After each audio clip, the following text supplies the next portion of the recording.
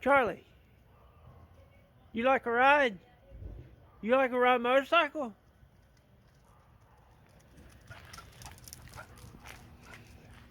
He really does. Alrighty. I got tired of the really hard shocks, the original ones, and I've been wanting to get some aftermarket shocks, and I finally did. And that is them. They're 230 millimeters, and I didn't really pay too much attention when I bought them. I think I just came up with that number from another YouTuber. Anyway, they are slightly shorter than the factory shock, excuse me.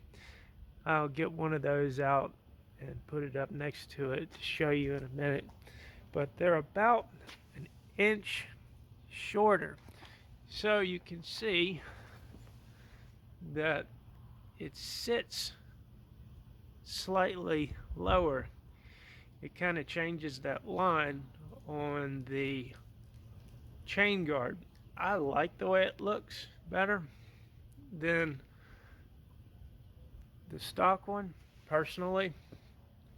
And so the seat is actually about an inch lower.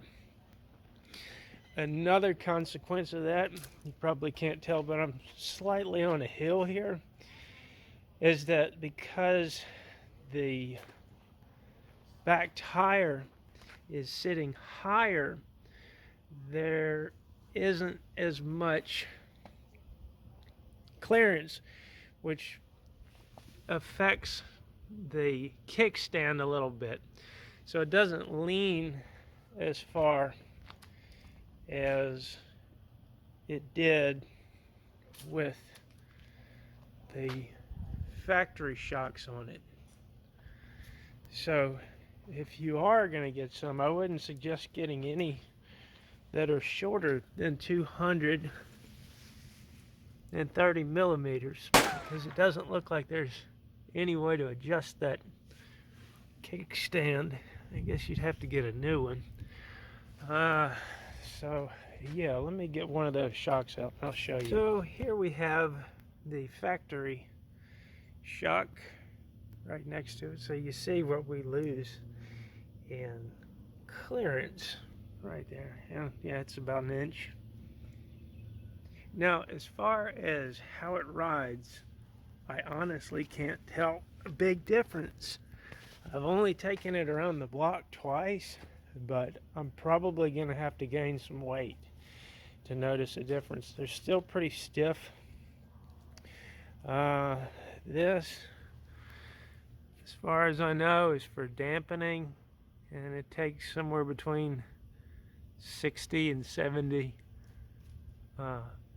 pounds of gas, preferably nitrogen.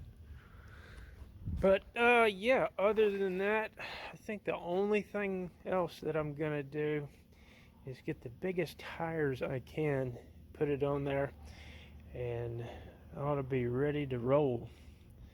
Alright guys, y'all stay safe. Later.